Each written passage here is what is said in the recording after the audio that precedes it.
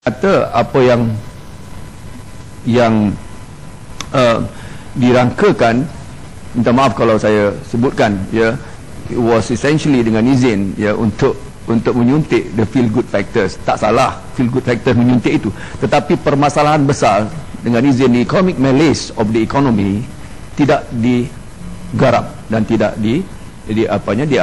cuba diatasi. Satu perkara yang saya minta Menteri terangkan, apakah outcome yang mau dicapai. Keduanya, dalam persoalan yang Menteri bangkitkan tadi, untuk melebarkan revenue yang telah pun jelas, salah satu daripada masalah ekonomi kita adalah over reliance, dengan izin, kebergantungan kepada revenue minyak, ya, yang has come to berjumlah 40% daripada revenue pendapatan negara.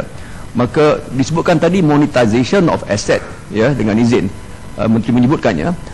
Persoalannya dalam to unlock, ya, dalam mendapat to unlock all those value dalam aset-aset kita itu, cara dan management dalam perkara itu sangat mengecewakan kalau kita kembali menggunakan kaedah direct nego yang tidak akan mengizinkan kita unlock this asset.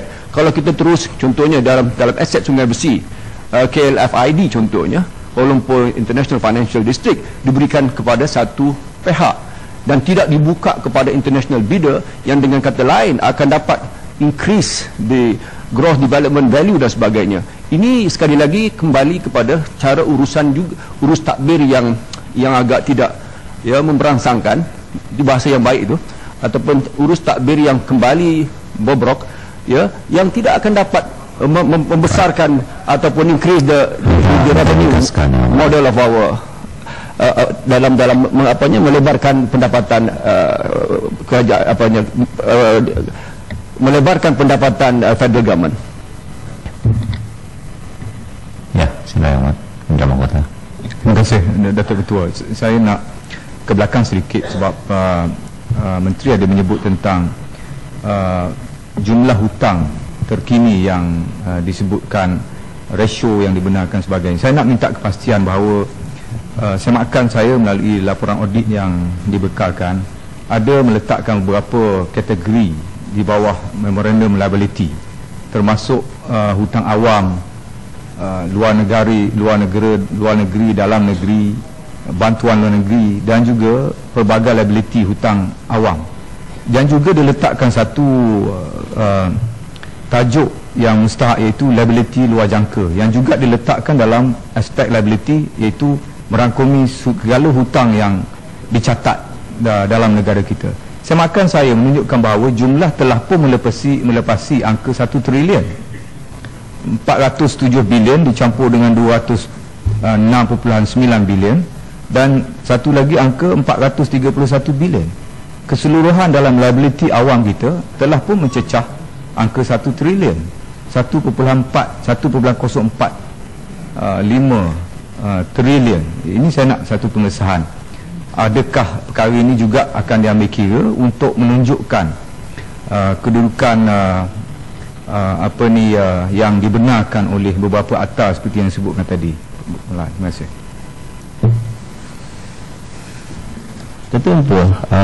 Kuala Selangor menyentuh tentang outcome based budget. Untuk makluman yang berhormat, outcome based budget di mana dinyatakan untuk tahun 2012 ini melibatkan 6 kementerian, iaitu Kementerian Keuangan, Pengangkutan, Pelajaran, Kerja Raya, Sumber Manusia dan MITI. Sebenarnya tujuan kita adalah untuk mengubah financial model kita daripada kita semata-mata berbelanja sebagai ukuran kepada performance, kepada perbelanjaan, apakah hasil daripada perbelanjaan tersebut.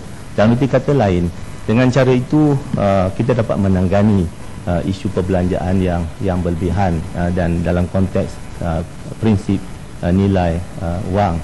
Dan apa yang kita lakukan ini adalah melalui proses di mana kita membuat ukuran kepada performance sesuatu perbelanjaan tersebut, dan pada akhir tahun nanti kita tahu bagaimana kementerian tersebut performance kementerian tersebut dengan izin.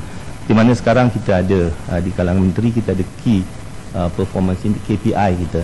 Jadi tiap-tiap menteri akan diukur berasaskan kepada KPI, berapakah mereka perolehi berdasarkan 100. Tapi yang kementerian ini akan lebih kompleks lagi daripada semata-mata sama ada 10 ataupun 20 KPI. Yang ini akan meliputi semua subsektor di bawah kementerian tersebut. Yang Muhammad juga menyentuh tentang monetization of asset dengan izin. Saya ingin menyatakan bahawa memang ada tanah-tanah yang kita bagi secara langsung, tapi ini melibatkan syarikat-syarikat kerajaan, sama ada melibatkan KWSP dan sebagainya. Tapi lain-lain tanah kita melakukannya secara tender terbuka. Mengenai mengapa yang dibangkit oleh Yang Berhormat Indra Mahkota, sebenarnya saya sendiri telah meminta kepada pegawai untuk kita mengkaji laporan daripada Ketua Audit Negara, kerana saya mengambil laporan itu sebagai satu yang serius. Kita sedang mengkaji, selepas kajian itu nanti barulah saya boleh memberi jawapan kepada Yang Berhormat secara perinci.